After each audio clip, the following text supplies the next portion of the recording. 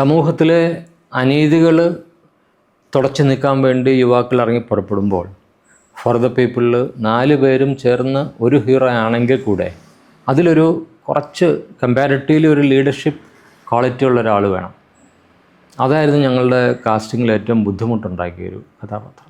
ഭരതിന് നൃത്തത്തിൻ്റെ പശ്ചാത്തലത്തിൽ ഭരതമൊക്കെയാണ്, ആക്ഷൻ പശ്ചാത്തലത്തിൽ പപ്പനമൊക്കെയാണ്.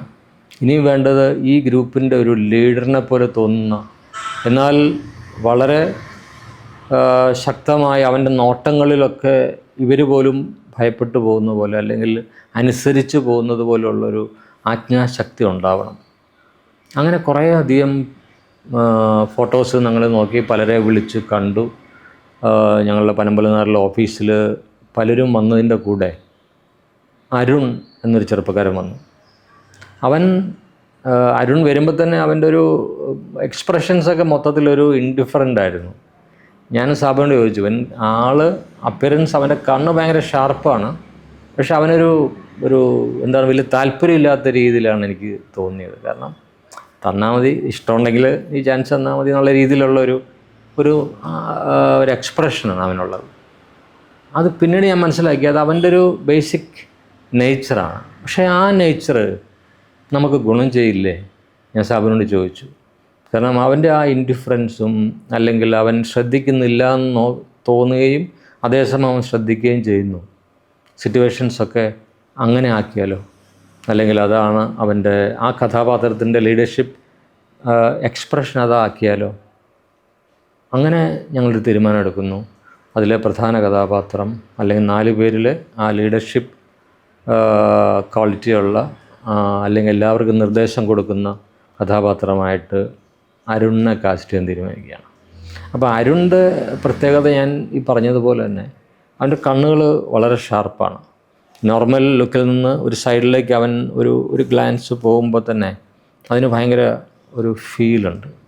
അതുപോലെ തന്നെ സുഹൃത്തുക്കളിൽ 4 പേരിൽ ഒരാൾ, ഇപ്പോൾ ഭരത്, ആ കഥാപാത്രം വഴിതെറ്റി പോകുമ്പോൾ അവനെ പിടിച്ചിട്ട് അവനെ വാൺ ചെയ്യുമ്പോഴും നമുക്ക് ഫീൽ ചെയ്യും, അവൻ്റെ കണ്ണിലെ ആ പവർ ഫീൽ ചെയ്യും. അതിനേക്കാൾ കൂടുതൽ ഒരു സമൂഹത്തിലെ ഈ അനീതികൾ തുടച്ചു മാറ്റാൻ ഇറങ്ങി പുറപ്പെടുമ്പോൾ ജീവിതത്തിൽ ഒരുപാട് കാര്യങ്ങൾ നഷ്ടപ്പെടും. ഈ നഷ്ടങ്ങൾ ഉൾക്കൊള്ളാനും ഞങ്ങളുടേത് അല്ലെങ്കിൽ തങ്ങളുടേതായിട്ടുള്ള ഒരു രീതിയിൽ ഒരു പുതിയ ലോകം കെട്ടിപ്പടുത്താനും വേണ്ടിയുള്ള ഇവരുടെ ആ ശ്രമത്തിന് ധൈര്യം വേണം. അപ്പോൾ അവൻ്റെ നോട്ടത്തിൽ അവനൊരു പെൺകുട്ടിയായിട്ട് ബന്ധമുണ്ട് ആ സിനിമയിൽ.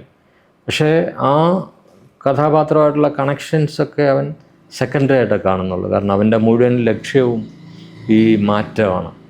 എങ്ങനെ മാറ്റാം ഈ സമൂഹത്തിലെ അല്ലെങ്കിൽ ഈ പറയുന്ന എല്ലാ പ്രോബ്ലംസിനെതിരെ എങ്ങനെ നമുക്ക് ഫൈറ്റ് ചെയ്യാം എന്നുള്ളതാണ് ചിന്ത. അപ്പം ചില കഥാപാത്രങ്ങൾ വന്നു ഭവിക്കും. ഇപ്പം ഭരത് നമ്മൾ കാണുന്നു, ഒരു യാദൃശ്യമായിട്ട് ഒരു സിനിമ കണ്ട് ഭരതിനെ നമ്മൾ ഇൻവൈറ്റ് ചെയ്യുന്നു. പപ്പനെ അറിയാം, പപ്പനെ നേരത്തെ ശ്രദ്ധിച്ചിട്ടുണ്ട്.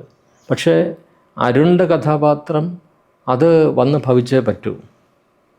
അപ്പം വന്നു ചേരുകയാണ് ഞങ്ങളുടെ ഒരാഗ്രഹം, സിനിമയിൽ അഭിനയിക്കാനുള്ളൊരാഗ്രഹം അല്ലെങ്കിൽ മറ്റാരുടെയെങ്കിലും പരിചയത്തിൽ വന്ന് ഞങ്ങളിലേക്ക് എത്തുമ്പോൾ സ്വതവേ താല്പര്യമില്ല എന്ന് നമുക്ക് തോന്നുമെങ്കിലും പക്ഷെ അവൻ്റെ മനസ്സിൽ സിനിമ ഒരു വലിയ പാഷനായിട്ട് അവശേഷിക്കുന്നുണ്ട്. അപ്പം അവൻ പോലും അല്ലെങ്കിൽ അരുൺ പോലും അറിയാതെ അരുണിൻ്റെ ലുക്സും അല്ലെങ്കിൽ അവൻ്റെ ജസ്റ്റേഴ്സും അല്ലെങ്കിൽ അവൻ്റെ ഇൻഡിഫറൻ്റ് എന്ന് തോന്നുന്ന ആ സ്വഭാവവും നമ്മൾ ഈ കഥാപാത്രമാക്കി മാറ്റുകയാണ്. അതാണ് ഫോർ ദ പീപ്പിളിലെ കാസ്റ്റിങ്ങിൻ്റെ മറ്റൊരു അത്ഭുതം.